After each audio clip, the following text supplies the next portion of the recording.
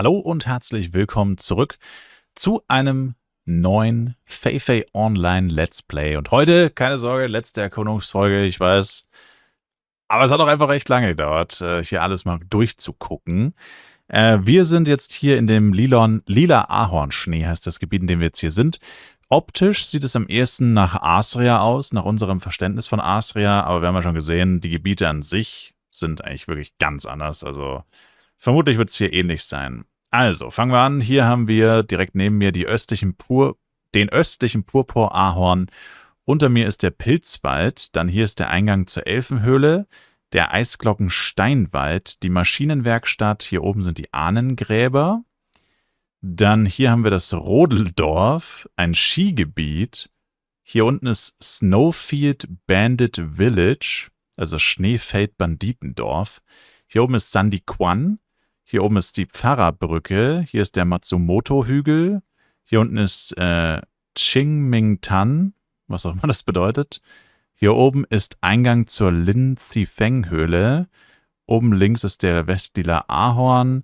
Hier ist die Xiangning-Steinbrücke, der Mondsee, das Zwergendorf.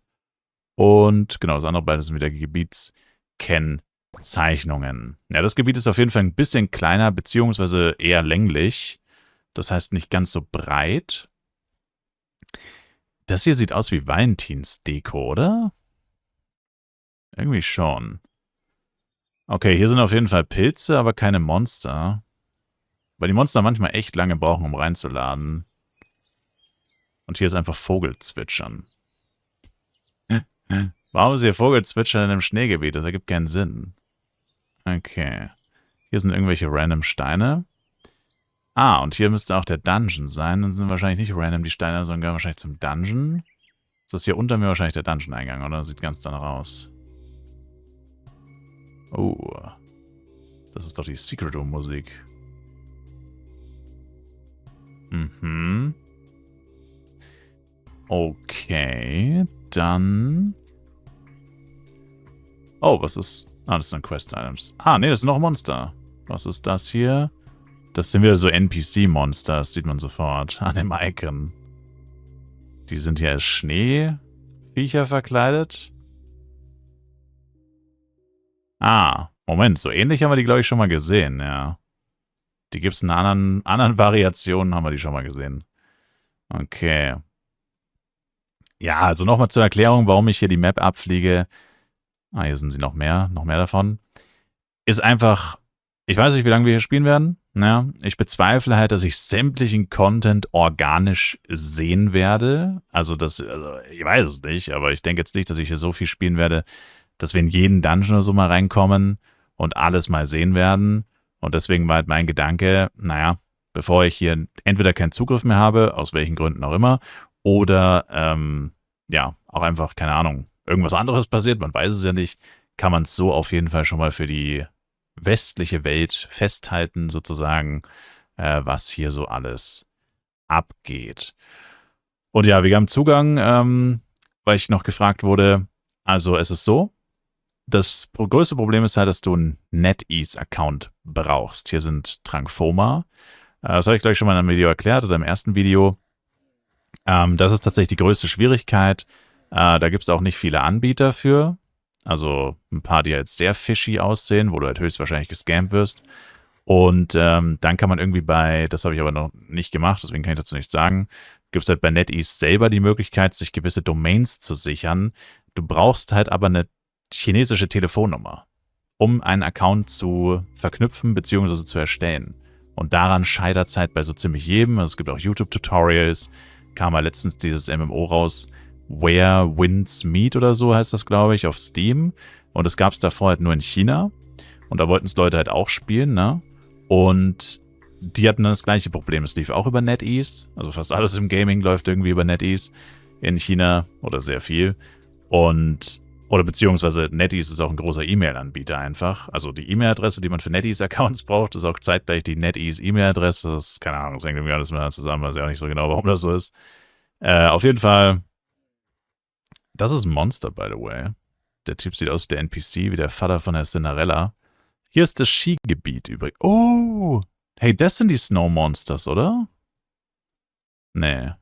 Alter, das sind einfach Schneemänner. Okay, die gibt's bei uns auf jeden Fall auch nicht. Die sind cool. Die gefallen mir. Die sind cool. Oh, hier, da liegt Penya. Geld! Da hat gerade einer gelevelt. Mein Geld. Uff. Oh, das ist weg. Genau, das ist so das eine Problem. Und das andere ist halt, das muss ich noch fragen, ob ich das weitergeben soll. Weil wenn es dann halt zu Problemen kommt, weiß ich halt nicht, ob wir dann alle Bolt nerven sollen, dürfen, wollen. Er ist auch momentan nicht mehr auf meinem Discord. Er ist, glaube ich, auf keinem einzigen Flav-Discord mehr. Also, ja. Und das ist dann natürlich auch seine Entscheidung natürlich, ob er da sich das antun will, dass dann hin und wieder auch hin und wieder andauernd Fragen dazu kommen, weil er das halt im Endeffekt alles für mich gemacht hat.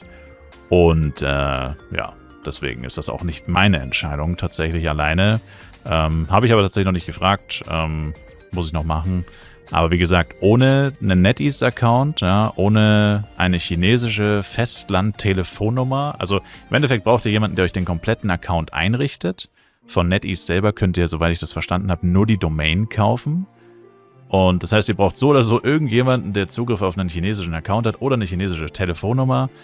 Ohne funktioniert es nicht. Und das ist halt die Hürde. Und ich meine, ich weiß, dass das eh keiner von euch hat. Deswegen habe ich das bisher auch noch nicht gemacht.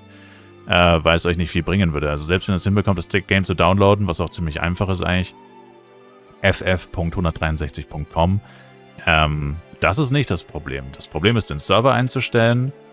Dafür braucht man eine extra Datei, wo ein bisschen Chinesisch drin steht. Da läuft einer rum. Und das andere ist eben der Account. Also der Account ist das größte Problem, würde ich sagen. Und ja, also ist alles nicht so einfach. Wenn es so einfach wäre, hätte ich es ja gleich als erstes gemacht wahrscheinlich. Aber wie gesagt, ich habe dann jetzt noch nicht mit Bolt drüber geredet, ob er das will. Weil ja jeder weiß, dass er es ja gemacht hat im Endeffekt. Und, Alter, sind das die Polar... Nein, das ist das CS-Pad? Das ist das CS-Pad? Das ist der Eisbär? Das ist das CS-Pad? No way. Alter, ist ja goofy. Und da links daneben sind der Wolves. Damn, das ist das CS-Pad? Der Polarbär? Geil. Einfach CS-Pad als Monster. Oh, hat sogar einen ziemlich guten Spawn. Nice. Ja. Und wie gesagt, also das sind so die Probleme, die Hürden. Und ja, also ich weiß auch nicht, ob wirklich jemand ernsthaft Interesse daran hat, das langfristig zu spielen. Vor allem jetzt, wo der FEC am Horizont erscheint, bezweifle ich das ehrlich gesagt, aber das ist ja auch wieder nicht meine Entscheidung natürlich. Ja, also da wird es nochmal ein Update zu geben, vermutlich. Kann halt aber sein, wie gesagt, wenn ihr das einmal eingerichtet habt, falls ihr es irgendwie schafft, an einen Account zu kommen, dass ihr dann halt irgendwann den Zugriff trotzdem verliert, aufgrund des Serverstatuses. Und ich habe es halt nicht hinbekommen, ohne Bolts Hilfe den Server zu finden. Also war halt nicht so einfach tatsächlich. Und laut den Patch Notes passiert das relativ häufig.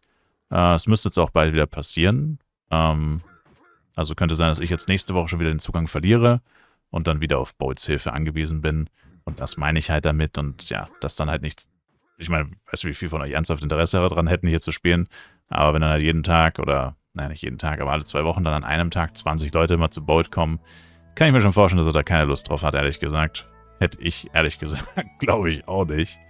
Es ist eh schon nice genug, dass es überhaupt für mich gemacht hat. Genau. Okay, hier sind Greemong und die Trullipies. Und das war's dann auch schon mit dem Gebiet. Cool. Okay, jetzt, ja, das hatte ich jetzt nicht mehr auf dem Schirm. Dann fliege ich mal kurz da hoch. Wird bestimmt auch nicht Ewigkeiten dauern. Doch wird es, aber egal. Das Gebiet heißt die Heart Lake Island. Heart Lake, also die Herzsee? Wo ist denn dann Herzsee? Sieht überhaupt nicht aus wie ein Herz. Nichts hiervon sieht aus wie ein Herz. Egal. Die gucken wir uns gleich noch an. Und, ja. Okay, wir sind da. Was ich gerade noch sagen wollte war, deswegen habe ich so gestottert am Ende, ich fürchte halt, dass das wieder so eine Event-Map ist. Alter, ist das Flive Legacy? Das sieht aus wie Flive Legacy. ähm, und ich halt fürchte, dass hier nicht wirklich was abgeht, ehrlich gesagt, weil diese anderen Randmaps, diese ganzen Randmaps, die waren irgendwie alle so ein bisschen irrelevant. Also hier unten haben wir Cordyceps Grasland, in der Mitte ist der Daojin-See, oben rechts ist die Metal Mine Höhle, also die Metallminenhöhle, hier ist ein Angelgeschäft, Fischerdorf und die Angelroutenfabrik. Okay, das würde ja damit, ja gut, das ist ja das, was ich vermute. Dann ist das hier vielleicht eine Karte, aber eine ganze Karte? Ein ganzes Gebiet, das nur erstellt wurde zum Angeln? Ich meine, es würde irgendwie Sinn ergeben. Hier ist ein See, es heißt alles irgendwas mit Angeln. Bis auf oben rechts diese Metallminenfabrik. Hm. Ich finde, die Windmühlen sind geil. Die erinnern mich ein bisschen an Flife 2 vom Konzept her. Gibt es bei uns Windmühlen in dem Stil? Nicht, oder? Nee. Ah, ah. Na. Also in diesem Stil safe nicht. Sehen hammergeil aus. Also hier angelt auf jeden Fall schon mal keiner. Das ist schon mal die Beobachtung. Die Windmühlen finde ich geil. Hm. Monster haben wir auch noch keine gesehen. Ja, aber wie gesagt, in diesen ganzen Randgebieten gab es ja nie wirklich. Nee, ja, wobei stimmt nicht. Warte mal, wo waren das? Ja, hier unten gab es schon Monster. Aber das war, glaube ich, das einzige Gebiet. Ich glaub, das hier ist die einzige Ausnahme.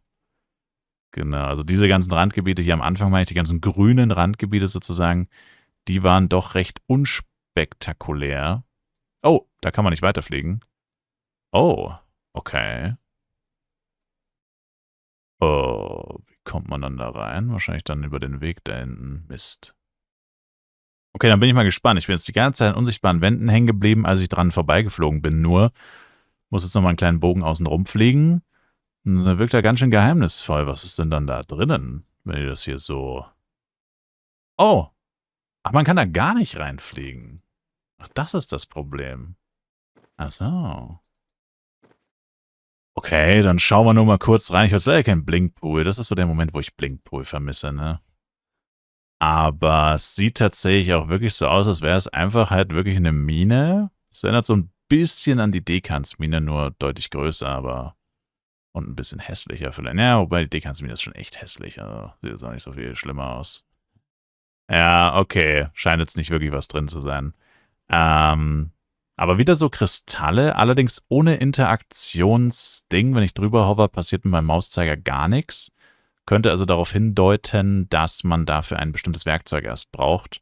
Hier sind auch so komische fliegende Dinger, oh, die haben auch kein Interaktionsding. Also scheinen keine Quest-Items zu sein, okay. Ja, was hier auf jeden Fall auch ist, ist, dass der Himmel pink ist. Pink-lila. Auch nicht schlecht. Und okay. Dann schauen wir mal zu diesem Angelrouten-Shop und Fabrik. Da bin ich mal gespannt. Aber da stehen wahrscheinlich nur ein paar NPCs rum, die Angeln verkaufen. Okay, wir sind da bei der ersten Location, beziehungsweise gehören die Locations offensichtlich zusammen.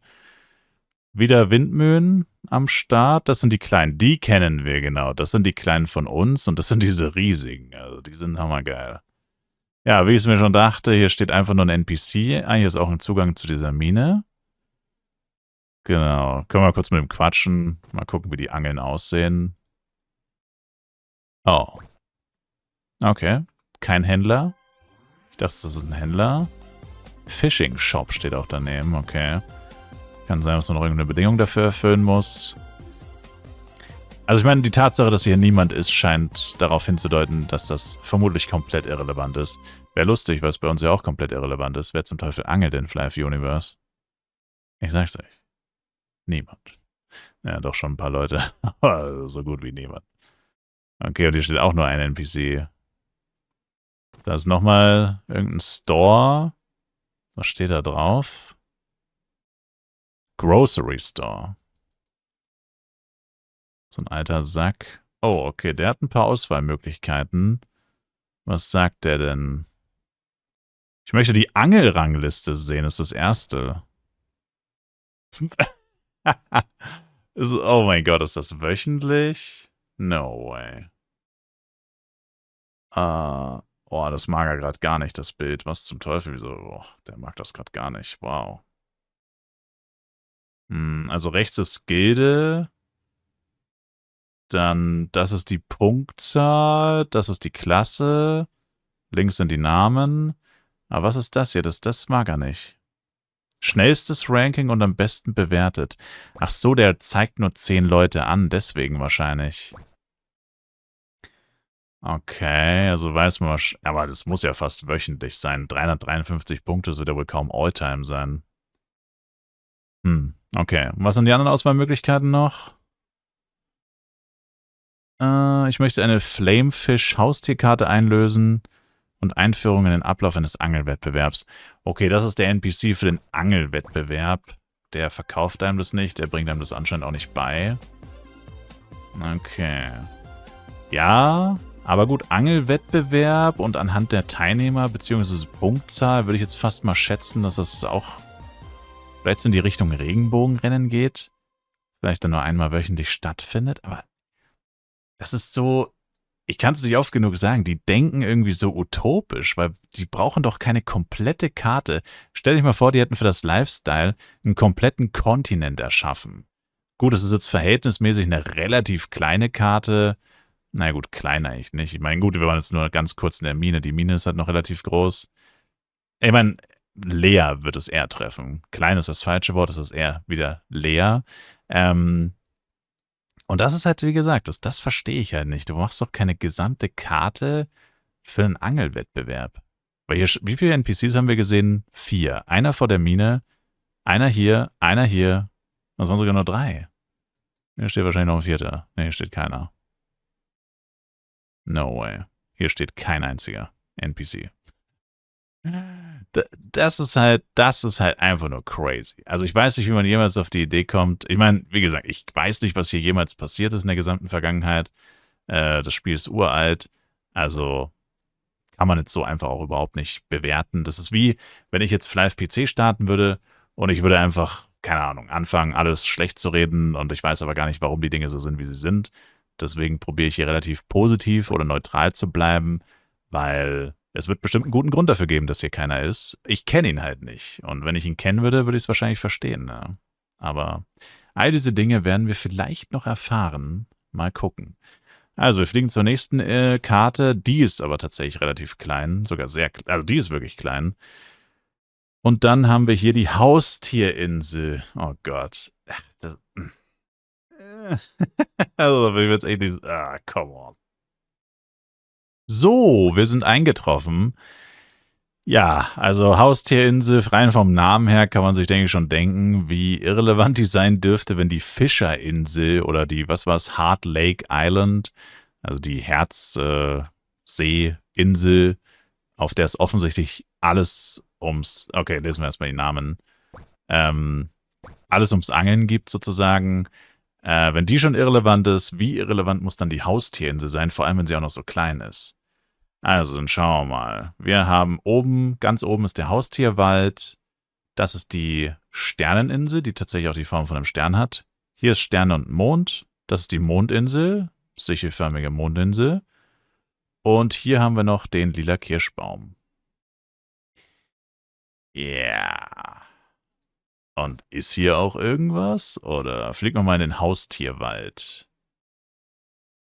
Okay, fliegen wir nicht in den Haustierwald, weil der Haustierwald ist aus irgendeinem Grund einfach gar nichts.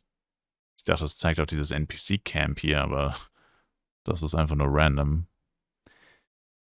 Ja, also bei Haustierinsel tue ich mich tatsächlich wieder sehr schwer. Also bei der Fischerinsel, okay, da gibt es irgendwie was mit Angelwettbewerb und so. Da ist auch eine Rangliste, da stehen auch wirklich Leute drinnen.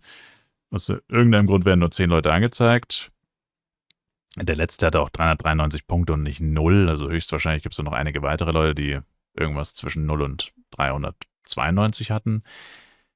Ja, aber hier weiß ich jetzt echt nicht. Hier ist nicht mal ein NPC und es ist extrem klein und wirklich extrem leer.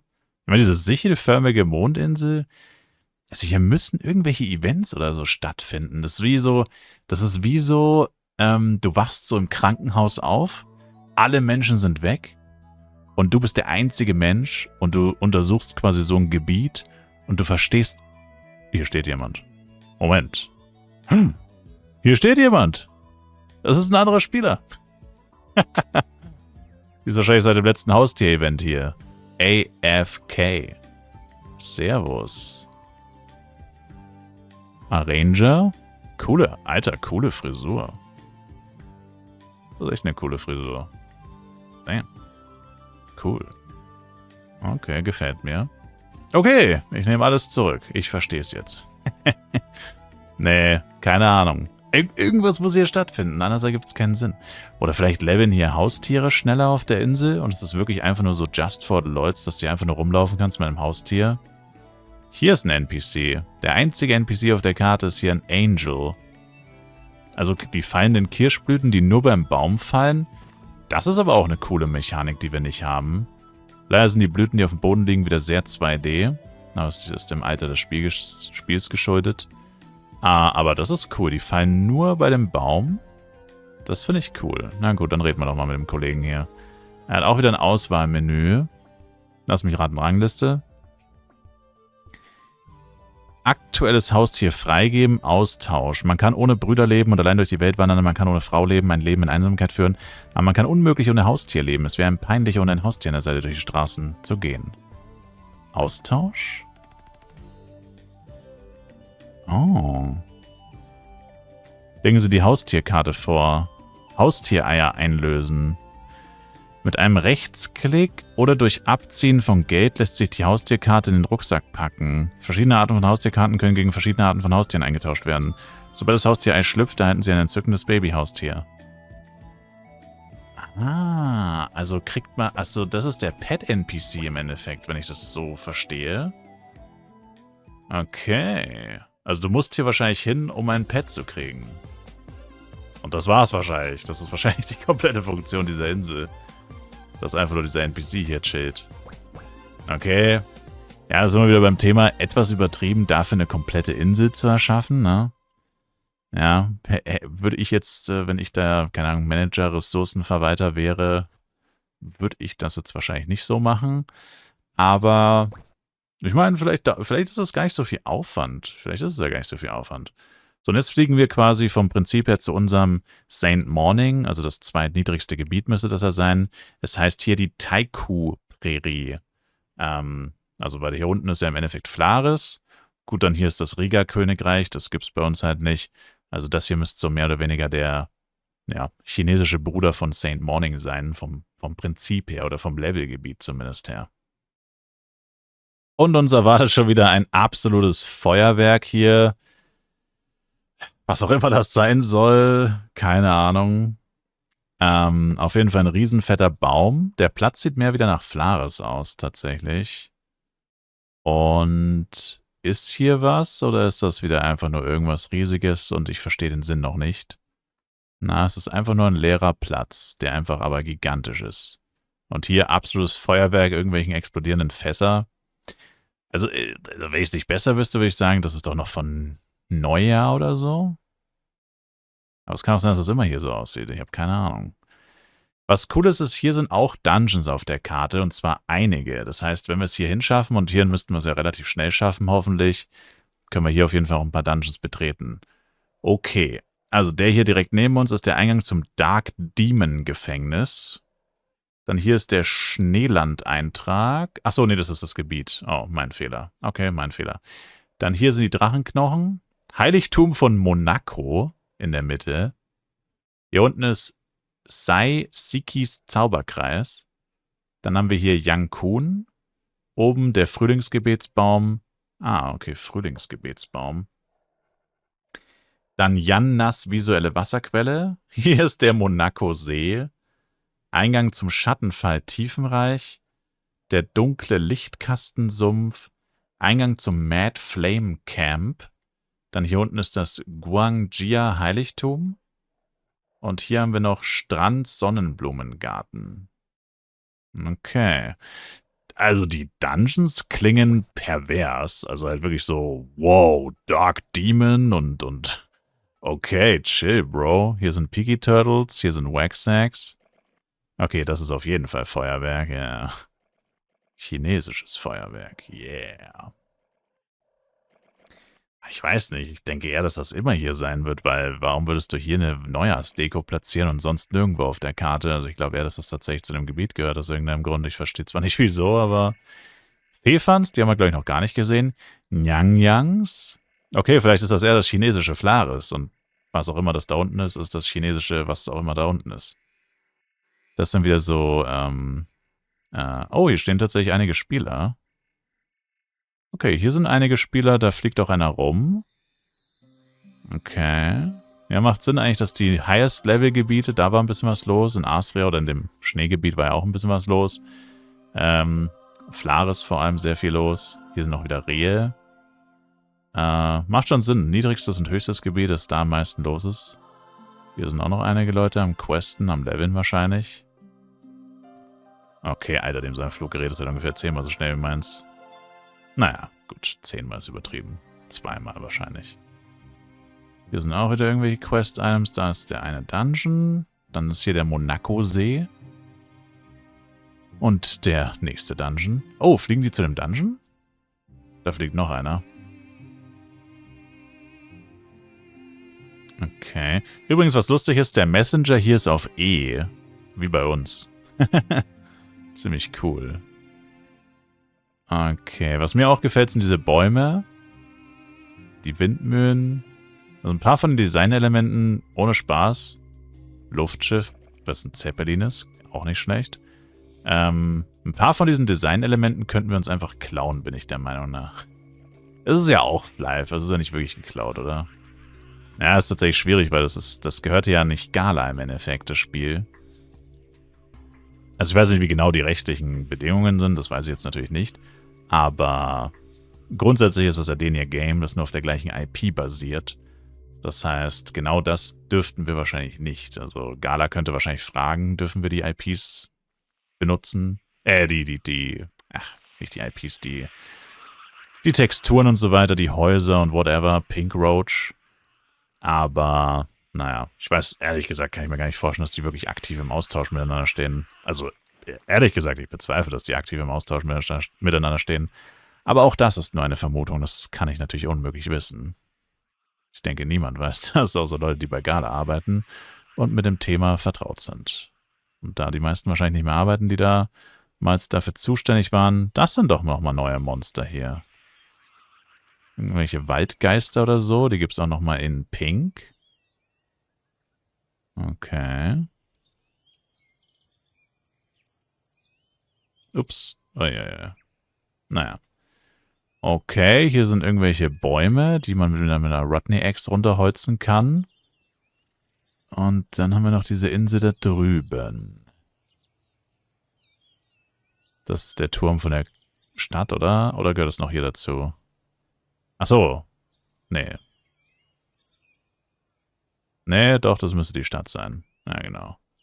Königliche Hauptstadt Riga. Und da drüben ist nochmal eine Palmeninsel. Also gut, hier ist, glaube ich, nichts mehr. Da steht noch ein NPC. Okay, dann machen wir noch einen Abstecher hier rüber.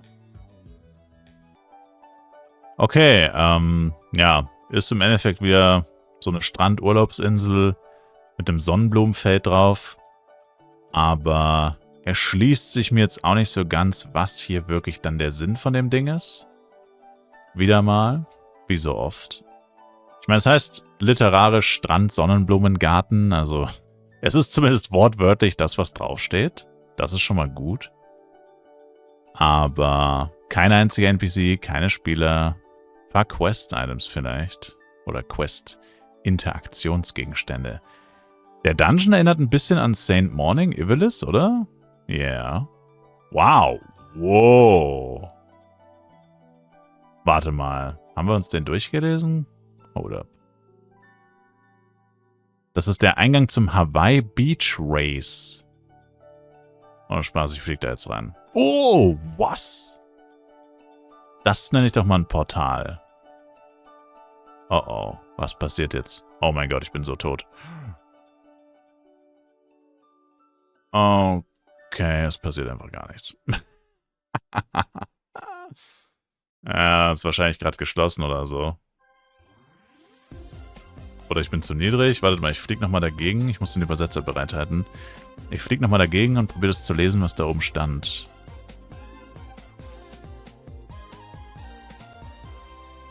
Ja, es kommt nicht mehr. Hä? Oh Gott. Ja gut, egal. Mist, die Meldung kommt nicht mehr. Verdammt. Schade. Okay, ja, das hier ist offensichtlich ein Anlegesteg hier für Schiffe, die wahrscheinlich keine wirkliche Funktion haben, finde ich aber trotzdem cool, einfach so ein bisschen designmäßig. Und hier ist tatsächlich auch das Wolkenmeer mit richtigem Wasser so ein bisschen gefüllt, dass es mehr aussieht wie ein Meer und die Schiffe wahrscheinlich nicht so im Nirgendwo stehen. Okay, finde ich auch cool. Ja, der Steg sieht natürlich etwas unspektakulär aus, aber naja. Wie gesagt, das Spiel ist ziemlich alt. Okay, und was ich dann noch vergessen habe, ist hier die Luisha-Insel.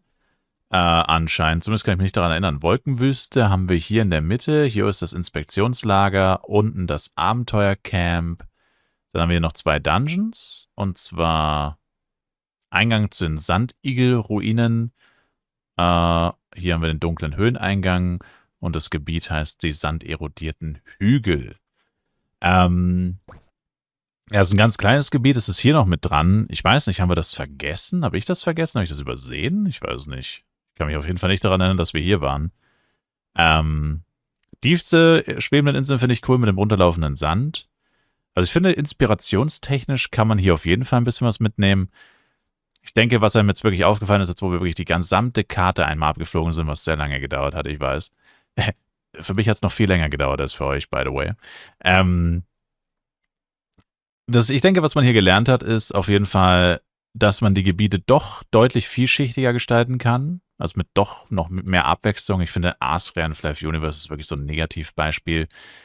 Ich finde, das ist das mit Abstand langweiligste Gebiet und es ist leider auch riesengroß. Das ist so für mich so immer so ein Stimmungskiller. Asrian Flav Universe. Flav PC war es nicht viel besser, aber in Flav PC ist es auch nicht so riesig tatsächlich. Okay. Genau.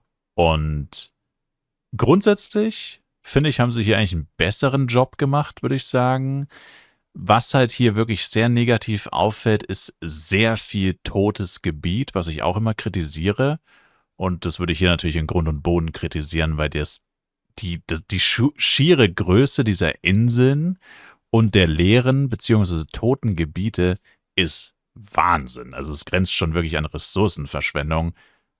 Einfach komplette Inseln, die existieren ohne klar erkennbaren Grund. Wie gesagt, es gibt wahrscheinlich einen, den ich nicht kenne, aber offensichtlich ist es ja so, dass vermutlich die meiste Zeit des Tages oder wahrscheinlich sogar die meiste Zeit der Woche, je nachdem wann diese Events immer stattfinden, wie dieser Angelwettbewerb zum Beispiel, ist da halt einfach keiner.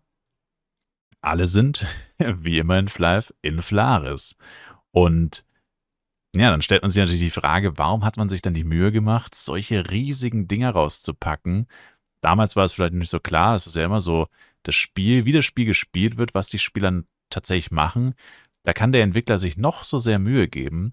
Du kannst nicht kontrollieren, was letztendlich deine Spieler an dem Spiel gut finden, aus welchen Gründen sie es spielen und, naja, wie sie es spielen. Das bestimmen ja die Spieler, das entscheidet nicht der Entwickler. Aus sowas entstand ja auch sowas wie, dass alle mit 2 Chars spielen. Aus sowas entstand damals so Sunkist und sowas. Das sind alles so Dinge, die kannst du nicht wirklich kontrollieren und am Ende des Tages kannst du vielleicht probieren, dagegen anzukämpfen, was meistens nicht so intelligent ist, weil es wahrscheinlich klüger ist, einfach das zu akzeptieren, was deine Spieler aus dem Spiel machen. Solltest du wahrscheinlich lieber akzeptieren, weil das sind ja die Leute, die dein Geld einbringen und wenn du die verärgerst, dann hast du ja niemanden mehr. Und ja, aber hier hat man schon das Gefühl, dass sie es etwas zu gut gemeint haben. Es kann auch sein, was ich mir tatsächlich auch vorstellen kann, ist, dass sie tatsächlich Monster entfernt haben aus Gebieten, eben um ressourcenschonender zu arbeiten, weil sie gemerkt haben, dass man die einfach nicht braucht. Also vielleicht haben sie alle Monster entfernt aus Low-Level-Gebieten oder aus vielen Gebieten, die einfach keinen klaren Zweck erfüllen oder so. Das könnte ich mir auch vorstellen. Wollen wir nochmal probieren, hier reinzugehen? Können wir wahrscheinlich auch nicht rein. Schauen wir mal. Nope. Es kommt aber auch keine Fehlermeldung, ne?